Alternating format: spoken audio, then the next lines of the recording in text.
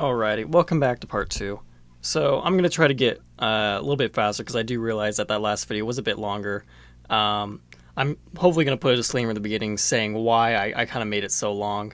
But we're going to kind of rush through and kind of pick up the pace a little bit with this one. So hopefully that'll get you excited for this. You can notice that we're in a different show file here. This is tutorial augmented, just because I made a model in my CAD software and imported in here so that you can kind of see what the stage is going to look like. I'll try to include a link to this show file in there in case you want to check it out and follow along. So I'm going to make sure to do that. But before we get into any of that, what I would like to do is I'd like to show you that just making sure in the patch here, I did go back and relabel some things. I didn't really like the way that I labeled it in the last one, but you can see here that we just got key light movers, 2LX, 3LX, 2LX, 3LX, beam, high sides, deck tetras, just the kind of way that I like to label things. I could go back and say this is 1LX, this is 2LX, but for the purpose of my programming today, I'm just going to kind of bunch them all together. Anyways, continuing on from that, now that we got everything patched in here, like I said in the last video, what I would go and do is I do 1 at full, and then I do soft Q5, which is channel check, hit enter. You can see, wow, we have light on the stage. I'm just going to make sure that this is actually the correct view. Yep, you can actually see what I'm doing. Great. All right, continuing on. And if I do just hit next, next, next, next, you can see everything happening on stage. You can see that I did put a model person in there. That's mostly just for scale of the space. That's a 6-foot model. So you can kind of get a sense for how big and how wide your beams are. These are pretty wide beams just because these are supposed to like kind of kind of wash out the stage here. So yeah, and they're kind of sitting around center stage. I was not exact with my measurements. But anyways, as we're just continuing on, we can see that all these lights are coming up. In my augmented mode, I can have the fixture highlighted. You can also select to have the beam highlighted too, if you were trying to do that. I don't really like to do that because I like to see what the beams actually look like. I don't need to see where they're pointing. I generally have a pretty good idea about where they're pointing. Great, and I can see just about done here. All right, this looks like everything is looking good and everything is beautiful. Wonderful. So if I just hit shift clear, that means that I clear out of my channel check and I know that everything is in there. So now what I'm going to be doing is I'm going to be showing you, I'm just going to kind of go out of this screen here and I can just show you the full screen. I'm going to talk to you about what I would do. So if you're kind of familiar with like Chrome or just any like search browser, it's kind of what EOS is kind of based off of. You have your main tabs here on the bottom here and you can add tabs. And you can see these are all the different things you can do. I'm going to kind of go through and just tell you a little bit about the ones that are very important, but more than likely you're going to discover these on your own and notice like, oh, how do I do this thing? You find the correct tab. You're like, oh, okay, that's how I access my magic sheets, or that's how I find my presets. That's how I do my pixel mapping. Other stuff like that. That's just like when you're in the moment, you're like, okay, what do I need to do? Where do I need to go to accomplish this? You'll be able to find it that way. But other than that, that's kind of how you do that. And you can notice that it, especially with people who are new to this, they're just going to keep on opening more and more tabs. You may have some of the same tabs open all over the place. And if you notice that and you kind of hate that, what you can do is you can just do Shift Tab, and then you can see that it's just going to open up number 2 and number 1. So tab 2 being your playback status display. That's typically going to be your cue list. Typically going to start with cue list number 1. You can create different cues. You can find different cue lists by hitting Q twice. So if I hit Q again, it's not opening it. There it is. All right. I have to click it a little bit faster. All right. This is all my different cue lists. I haven't created any cues, obviously, but if I just do Q1, then that's going to create my first cue list, and you can see that I have a cue in there. Great. So that's my first cue list in there. Bunch of different stuff in here, such as priority, background priority, phantom, all that kind of stuff. That's stuff that you'll kind of get into as you kind of discover how queue lists work. I'm not going to go too deep into this.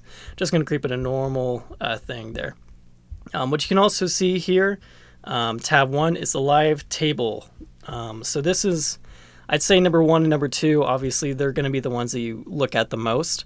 Number 1 is everything that you can see here. It shows all your channels laid out like this. You can also change the format and how things are displayed by clicking your format button. It can kind of show you in these cell modes if you prefer looking at it like that. I prefer looking at it the long view. You can also see here on the top right, it's just showing me what channels are patched. But if you want to see which ones are not there, I believe it's Flexi. Yep. So if you click on Flexi, you can see that it's filtering differently. So manual channels, so if I just do 1 through 12, it's only going to show those ones that I have selected or ones that have manual data. If I keep clicking it, show channels, active channels, in-use channels, selected channels. See, it's just going to change based on what is being selected. Right now I don't have anything on, so I just want everything to be shown. But you can see here, if I don't have any filtering on, these gray ones here are channels that are not patched in. So 13 through 19, I don't have anything patched into those. So if you do notice that you have a queue list and you're trying to send something to a channel, and you come into your live table and see that it is grayed out, that means you don't have anything patched to it. So that's why nothing's being output in real life, even though you have stuff going on in the show file. But anyways, I do like to keep it with my patch channels. That's typically what I like. And yeah, it's looking good. I wanted to show you that if I go into blind, and I believe if you click format twice, this is what I was talking about with the big sweeping changes in blind.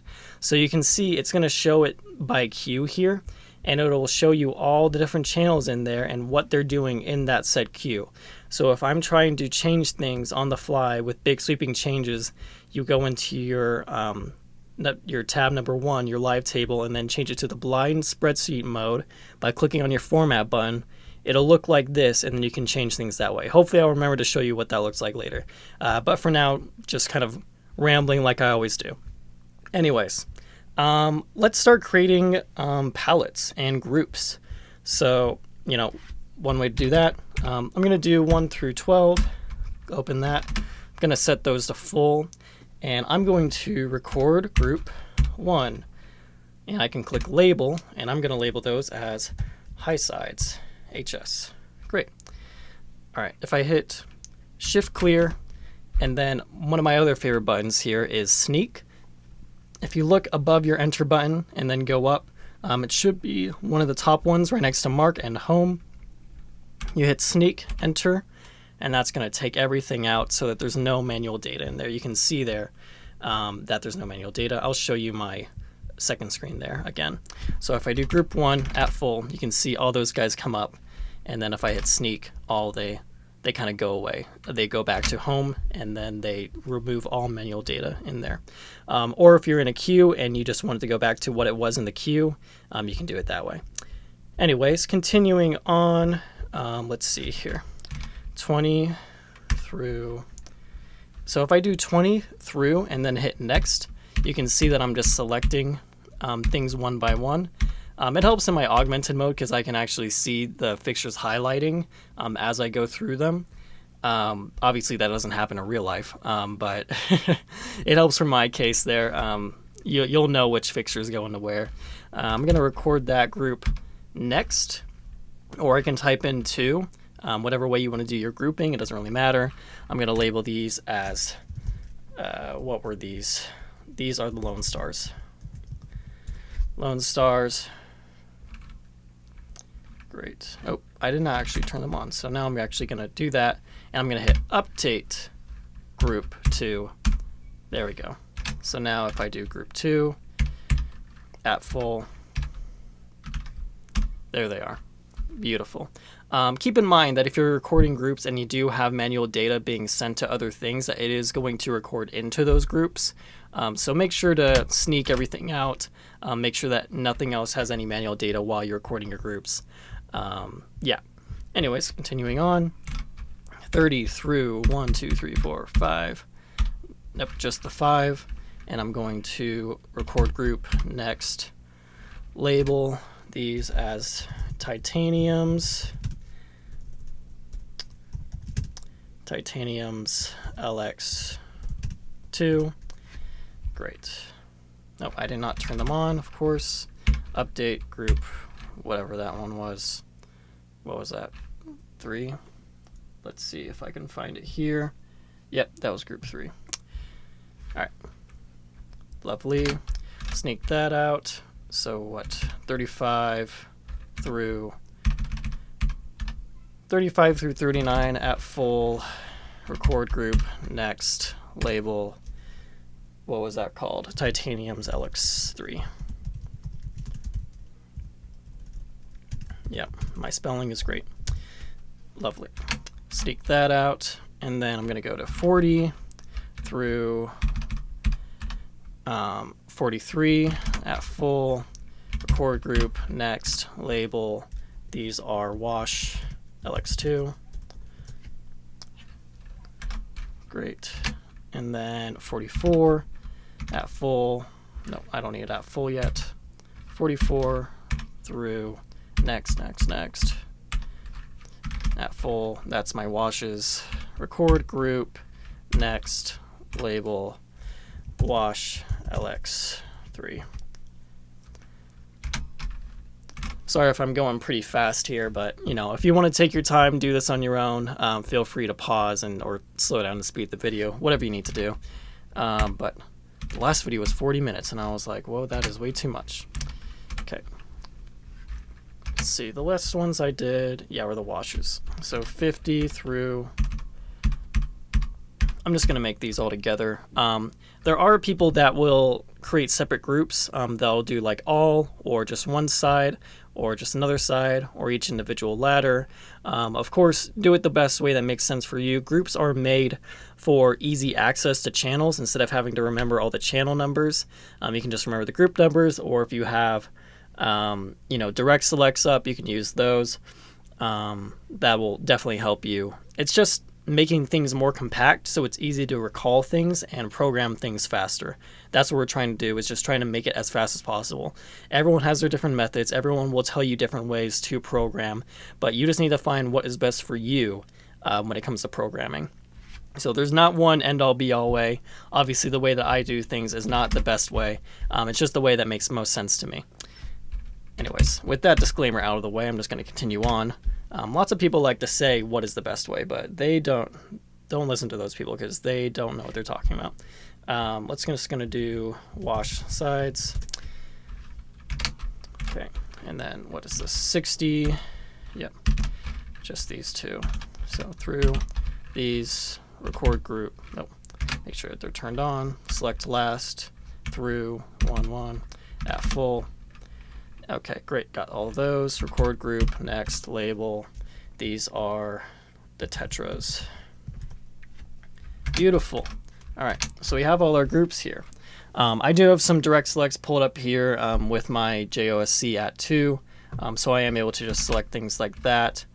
So I can see all that stuff's looking good. 3, group 4, group 5, group 6, group 7, and group 8. Great. I can't really see those too well, but I can tilt those down. Right. Oh, I do need to fix those, right? Or is it just the mode that it is in? I see them moving, but I don't see them actually. Oh, there they are. You can see them for just a moment there. Not the greatest position. I may have to fix that in my model, but obviously there they are. Okay, great. All right, so I have my group set up. What do I want to do next? Maybe do intensity palettes. Sure. Let's do that. So I'm just going to select, let's see, my high sides. I'm going to put those at full. And now I'm going to do is record intensity palette 1, label full. And you can find intensity palettes. Your palette should just be on the left of your numpad. You can see intensity palette, focus, color, beam, preset, all that stuff there. All right, so you can see those. Now you get an idea about what they are. Ignore the pi symbol that I just typed in there. All right, making sure that you're seeing what I'm seeing. Great. Continuing on. All right, so I'm going to record that as full. Now I'm going to open up my intensity palettes by clicking intensity palette twice. Now I can see that. I'm going to do two things with this palette because I know that this palette, I want it to affect every single light. I don't want to have to re-record this palette into every single light that I put in. So what I'm going to do is I'm going to select this. I'm going to click on my soft key here by type cleanup. So soft key number 1, soft key number 5, by type cleanup, do that. And it's just going to go at by based off channel 1. So that's in there. So if I select, let's say, my Lone Stars, and then I do intensity palette 1, they should come up, yeah? Strange. What did I do wrong there? It should just be an absolute, yeah? Maybe that's what I need to do. Maybe I need to set it to absolute. Now let's see if this will work. So now if I do my Lone Stars and then do intensity palette 1. No? Okay. Figure this out together.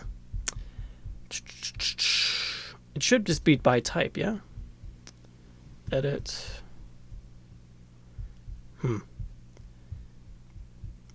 Interesting. Let's do 1 through 340. Yeah. All right. So if I went back into there and I went into my blind spreadsheet, I did add everything into it. So now it should do that. So now if I select my Lone Stars and then I do intensity palette 1, still no.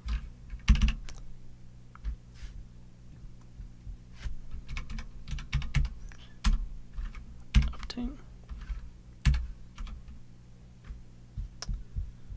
Strange. All right.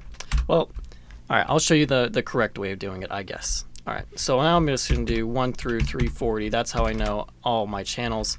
And now I'm going to update intensity palette 1. If I do that, now it should do that correctly. So now if I do group 2, intensity palette 1, there they are. All right. Don't know why it was acting so strange. Maybe it's just because I'm being stupid right now and not actually realizing my mistake. Anyways, we're going to continue on by doing that way. So I'm just going to do 1 through 340,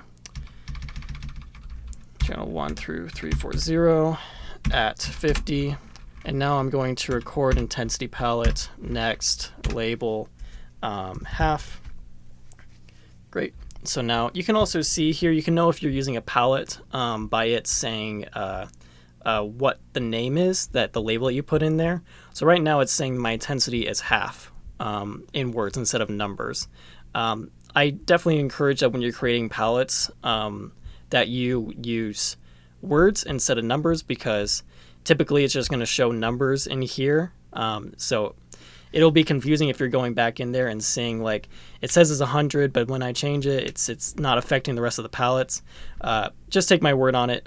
Label your palettes as words instead of numbers. It'd make things a lot easier. Or at least add a percentage sign at the end of it if that's what you're trying to do. Great. An example of that is I'm actually going to select last, and I'm going to say at 20. And so now I'm going to record intensity palette, next, label 20%. So now instead of 20, it says 20%. That's how I know that it's pulling this data from a palette. All right. So now if I take my Lone Stars and then I go into my intensity palettes, if it'll let me. All right, won't let me use that. 1 sec. All right. Intensity palette 1, intensity palette 2, intensity palette 3. Great. Those palettes work great. Focus palettes. All right, creating some focus palettes. So I'm going to start off by using my titaniums.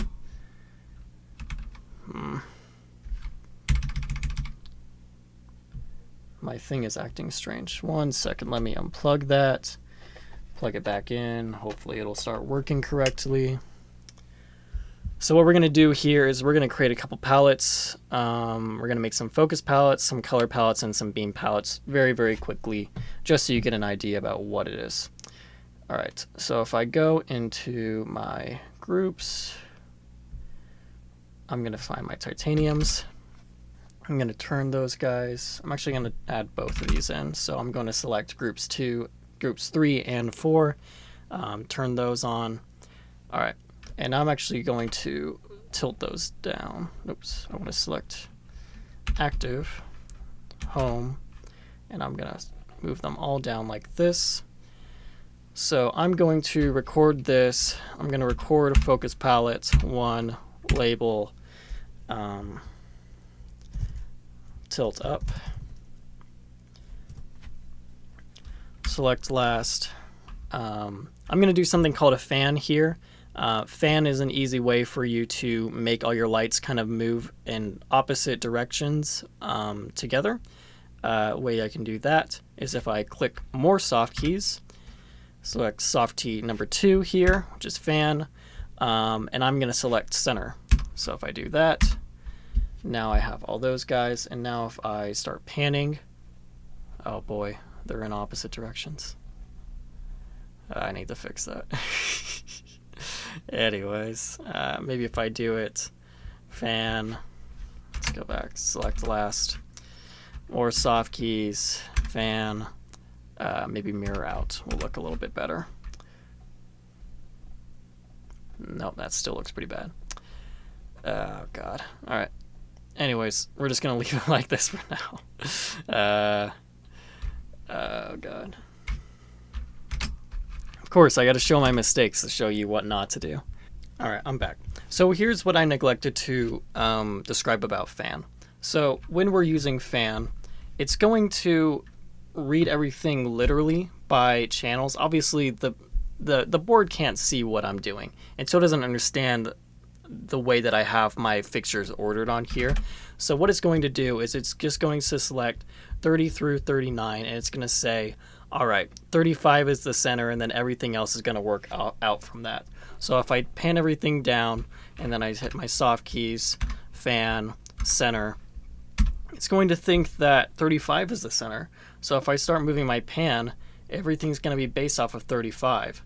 And that can look kind of cool, but that's not really exactly what I'm going for right now. What I was trying to go for, I can show you, is that if I just do pipe by pipe and then do the center of what is on the pipe, so I say group number 3 here at full, I'm going to tilt this down, and now I'm going to do more soft keys, soft key number 2, I'm going to do center, enter, and then I start moving my pan. You can see I get a nice going out from there, or I can go back into center nice and evenly. And now I'm going to take this guy at full, tilt it also downstage, and I'm going to try to match that a little bit. So I'm going to do more soft keys, soft key number 2, soft key number 1, enter, and now I'm going to pan this out and kind of match it. Great. So there you go. You can see my little trial and error of fanning. That was just me talking and not really paying attention to what actually is happening on the screen. All right. Anyways, we got this, and now we're going to record this as focus palette 2, label this as, let's just say, spread. Great. And now what I'm going to do is I'm actually going to make one last focus palette. I'm going to make this. I'm going to select, so group 3, more soft keys, fan, center, enter, and I'm going to pan everything going in. Great. I'm actually going to tilt. Nope, not like that. I'm just going to select last without any fanning on, and I'm going to tilt them up. Yeah, it's looking fine. Okay, and now I'm going to take fourth. I'm going to do the same. Soft keys to center. You know the whole deal. Now I'm going to pan back in. Clear that, select last, turn off my fanning, and now I'm just going to tilt them up. And now I'm going to hit select active, click that. Yeah, it's looking pretty good. I think that there's a couple that maybe want to come down. Maybe this one, I'm going to take this, tilt this down stage. I mean upstage. Same with this guy. I'm also going to grab this and I'm going to make it go upstage. Yeah, those are looking fine. And you can see that if I take all this stuff, I select all active, and if I go into my form and then I open my zoom, that's a decent center stage wash. There's some stuff that maybe can go up a little bit, but you know, for all intents and purposes, that's looking pretty good. So I'm going to record, focus palette, next, just makes it 3, label this one as center. Great. So if I sneak those guys out, I'm actually going to call them back up, and now I'm just going to make sure that those palettes look good. Number 1, number 2, number 3. Yeah, I think those look pretty good. Lovely. So I can take all those out. All right, that is my focus palettes done. Color palettes. Sure, let's make some color palettes. You can make color palettes just by using your, let's use that same groups here. These guys, make those full. You can use just your color wheel here. If you go into your moving light controls, you can use the color picker here, or you can also go and open a tab here on the bottom. Open your color pick ML controls here. It's a little bit bigger. Obviously not very big on my screen because I'm just using a little laptop. But anyways, you can see your full selections here. You can also select from gels. If you want to go into here, you can see color, select gels, and you can use whatever libraries you want, Lee, Roscoe, whatever pleases you. GAM if you're crazy. Anyways, sure, I'll just use some Lee colors. Or actually, no, I'm not going to get that crazy. I'm going to go into my XY color picker here, and I'm just going to make a couple colors. Let's go with kind of a red. Sure. Now I'm going to record color palette. Next, label this red. Great. And now I'm going to do, yeah, it's a fine blue. All right, record color palette next. Label blue. You can see how fast you can get at this if you really know what you're doing and you've done this a while. Record, color palette, next, label green. Great. Now I'm going to go into my color palettes and I'm going to make sure that these guys are by type. So 1 through 3. I'm going to make sure that these are by type. Lovely. And I don't want discrete, so I'm going to take cleanup out. Alright, so hopefully those would work for everything, but hey, you never know. So I'm just going to select these last. I'm going to make sure that those all look beautiful. Go into my color palettes, red, blue, green, lovely. Does that work for everything else? Let's double check. Let's bring up my Lone Stars here. Not subs, I want my color palettes. Nope. I need to record all those into there. Anyways, so let's do 1/340, and sure, I'll show you how to quickly do that. All right, so I'm gonna do that, and I'm going to find my color palettes red. So you can see the only ones that are actually in red there are those guys. So I can actually look here, and I can see 1 through 340, recall, or I can do 1 through 340, color, if I go down here and click color, and then recall from above my numpad there, and I'm going to say, what, 30 was my channel? Yeah, I can see that 30 has the palette recorded into it. So I'm just going to say recall that color from this channel. You can see it's going to do its best to match it. And now I'm going to update color palette 1, and now I'm going to select color palette 2, and I'm going to say color recall from 30. Great. Update 2, 3. Okay. Color recall from 30. Update 3. Great. So now everything should have that. I don't know why my by type isn't working, but whatever. Not the biggest deal. Maybe by type if I'm remembering correctly, it just means directly the fixture and not every other fixture. Anyways, forget all that. Not the biggest deal in the world. So we got our color palettes done. The last thing we need to do is our beam palettes. So what we can do for our beam palettes is I'm going to look up my groups. I'm going to select my titaniums again. I'm going to grab them. I'm going to move them downstage a little bit. And what I'm going to do is I'm going to open them up, make them just a little bit wider. And what I'm going to do is I'm going to record some gobos. What I can do here is I can go into image. These has 2 gobo wheels. I'm just going to do the first one just because. And I'm going to say gobo select 2. And I'm going to make that a little bit sharper with my edge.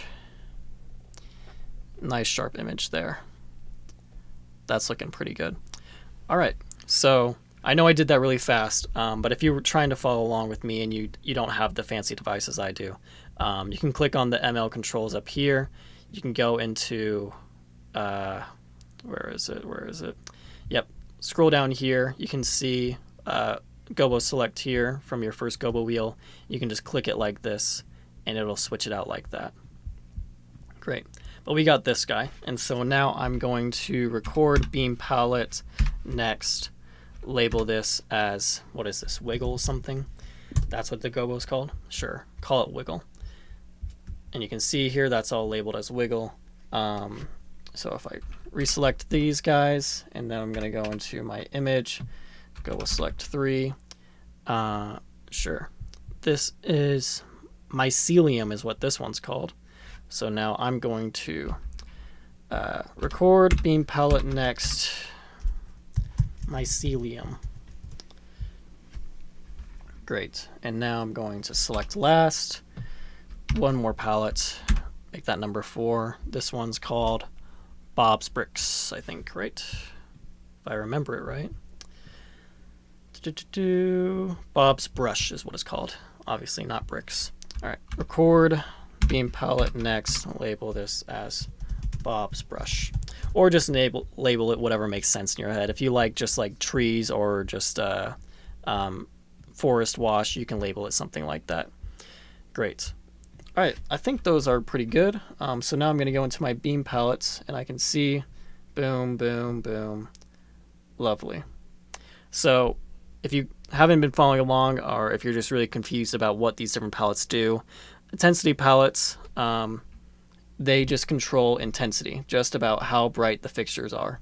So you can see here intensity palette 1, 2, 3. All right, if I go back into full, and then I go into my focus palettes are just about where the fixtures are pointing with their pan and tilt. So tilt up, spread, or center. So you can see it like that. Color palettes, just color data. That includes flags or also LED color mixing. So that's how you can record your color. And then also for beam, that is everything else besides pan and tilt. So that is going to be your diffusion, that's going to be your gobos, that's going to be your zoom. Everything that is in, what is it called here? Form, image, shutter, all that stuff is going to be recorded into your beam. So you got intensity, focus, color, and then beam is everything else. Lovely. All right, we got all those things done, and now you might be wondering to yourself, what the hell is a preset? And a preset is the most beautiful thing because that is everything combined. So let's say that I want my groups, I want my 2LX titaniums, I want these guys. I'm just going to use my palettes because that's just going to make it a little bit faster for me to do that. And I'm going to make that color blue, and I'm going to make the palette Bob's Brush. Great. So now I got all these guys in here. Now I'm going to record this as preset 1. And I'm going to label this as center, center gobo wash. So now, if I grab those guys, if I grab my 2LX and I say I want these, I don't even need them to be on, so I can just turn them off. And now I'm going to say group 3 preset 1. Beautiful. So presets are kind of the strongest if you're looking for creating looks without recording them into cues. I really like presets. One thing that I will say about presets that is amazing is that in your show file, you can actually go into your setup and then hit your system settings, and you can create a home preset. And the home preset is really powerful because it'll save just like a base for what you like everything at. So if I like, you can see that if I click on this, it's going to look for my presets. What I'm going to do is I'm actually just going to create one in blind. I'm going to call this preset 999. Go to my settings here. Go out of your settings, Brian. All right, go into blind. I'm going to say preset 999. So now I've created that preset, and I'm going to label this as home preset. I don't have any data in there yet because I just created it in blind. So if I go into my settings here and I click on system settings, home preset, I'm going to select 999 as my home preset. And what can that be? Usually for me, it's color. So what I'm going to do now is I'm going to select my high sides. I'm going to make those full. And these are kind of looking a little bit yellowish, and I don't really like that. So what I'm actually going to do is I'm going to click on here, and I'm going to find a more appealing kind of white that I like. So I'm going to maybe look at my standard colors. I like a 5400. Yeah, it's looking a little bit better. Maybe I want to take out just a little bit of red. That's a little too green. Yeah, it's looking okay. Maybe take out a little green if I hit that, and maybe bring it down a little bit. Yeah, it's looking more appealing. All right, I like this better. So now I'm going to say group 1 color update preset 999. So now I've just updated that preset. So now if I grab those lights, you remember what they looked like before. So high sides at full. See, now they're in that more appealing color because that's saved to my home preset. It's going to believe that this is what it should be always as its home. Another thing is if you don't like the way that some things are pointing, let's say, for example, my, what were they? The wash sides. Some of these guys are kind of pointing into each other, and I don't really like that. So what I'm going to do is I'm going to tilt some of these guys. I kind of like them starting off there. So what I'm going to do is I grab those, and I'm going to say focus update preset 999. So now these are always going to be there at their home position. When I start up the board, that's where they're going to start pointing at the home position. So if I bring those guys back up, not wash 2LX, if I bring up the wash sides, see, they're already pointing there. And that's the power of presets and the power of your home preset. Very, very powerful tool that'll help you kind of get a baseline for things so you don't have to keep changing things every single time you want to bring up a light. All right, I think that's it for this lesson. I'm sure this one's ran pretty long, but for the next one, I'm going to show you what it looks like recording cues and tracking in cue only, and then hopefully you should have everything you need for programming a show. All right, thank you very much, and good luck.